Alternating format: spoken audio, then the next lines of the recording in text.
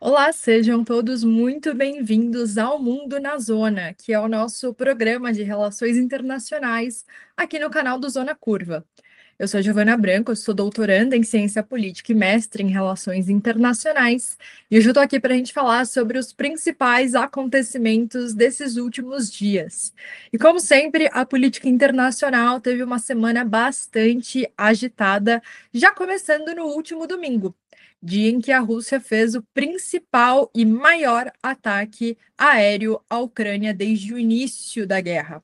Essa guerra que já dura mais de 3 anos, a gente já viu uma série de elementos, de eventos bastante dramáticos, mas nesse último domingo, isso de alguma forma muda um pouco, porque foi o maior ataque aéreo que a Rússia já fez no território ucraniano desde o início do conflito.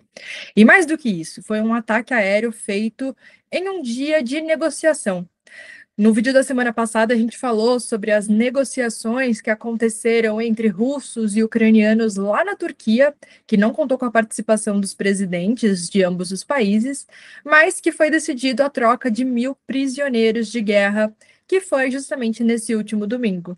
E foi durante esta troca, né, no dia em que foi agendada a troca de 1.000 prisioneiros, que a Rússia fez esse principal ataque aéreo com emprego de drones de fabricação iraniana, o que também é um elemento bastante interessante para a gente imaginar o quanto que esta aliança militar entre a Rússia e o Irã se aprofundou no contexto da guerra. O Irã, que também é um país considerado um estado pária pelos Estados Unidos e pela União Europeia, é um país que sofre inúmeras sanções econômicas desses países do mundo ocidental, e que agora também encontra na Rússia um aliado bastante importante neste atual cenário de aumento da instabilidade internacional e de proliferação de conflitos armados ao redor do mundo. No geral, esse ataque aéreo que a Rússia fez empregando drones teve muitos alvos civis, então grandes cidades, dormitórios universitários. A gente teve realmente uma mudança muito grande. Não que a Rússia não estivesse atingindo civis antes, é claro que não, mas chama bastante a atenção que isso tenha sido o objetivo neste momento.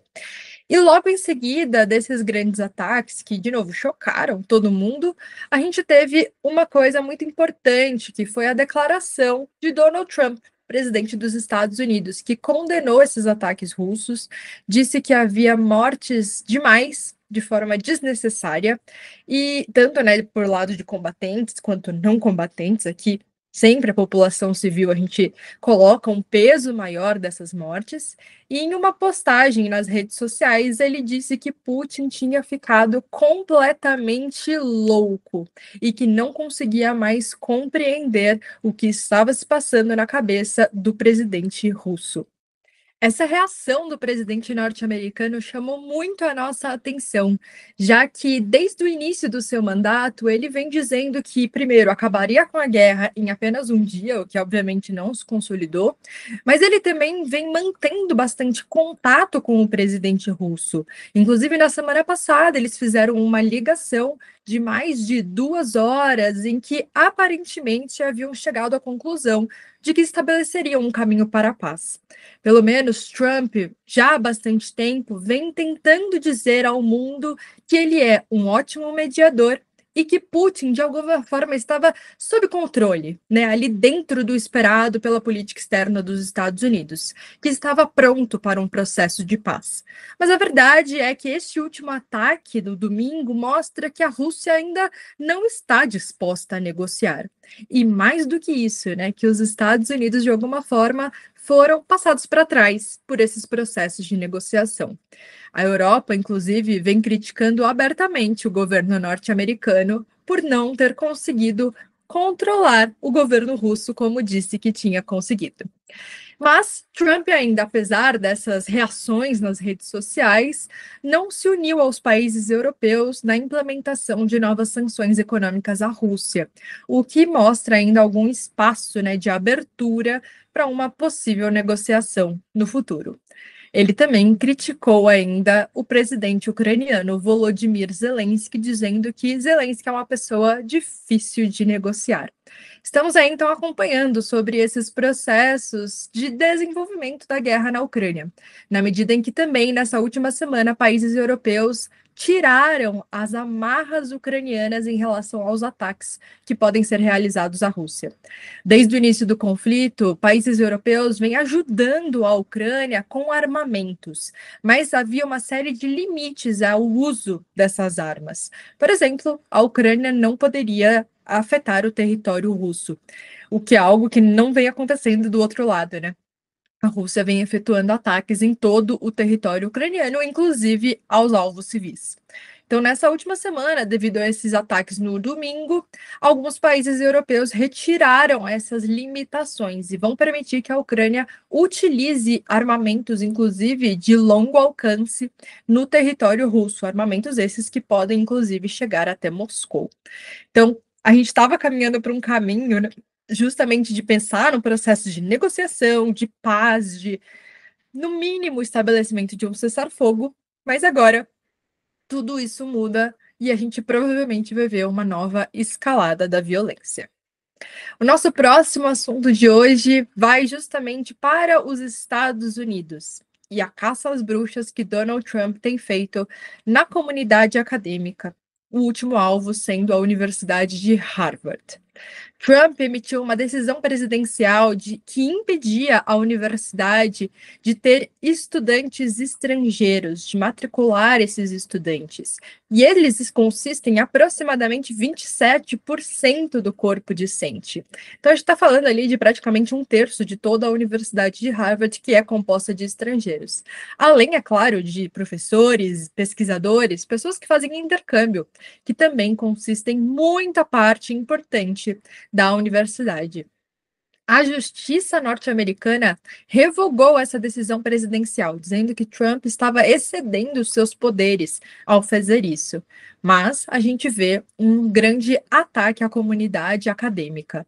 Isso, de fato, é uma questão bastante relevante e não se isola ao caso de Harvard. A gente já viu, por exemplo, Colômbia, que foi talvez o primeiro grande alvo universitário de Donald Trump, que teve que aceitar a participação de um interventor federal dentro dos departamentos da universidade, com direitos plenos. Ele pode decidir quem fica ali, quem não fica, quem vai ou não vai ser demitido, o que pode ou não pode ser publicado. Na prática, ele é um agente da censura governamental dentro da Universidade de Colômbia.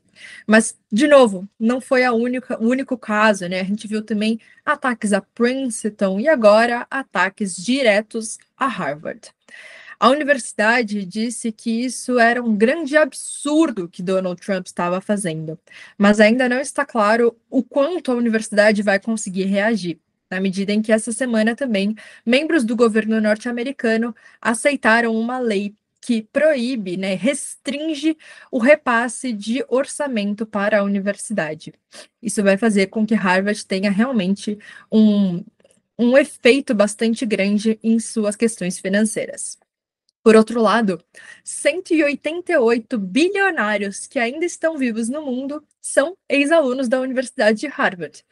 Se eles vão se juntar para tentar contornar esses momentos financeiros difíceis que a universidade pode passar por conta dessas restrições federais, a gente ainda não sabe.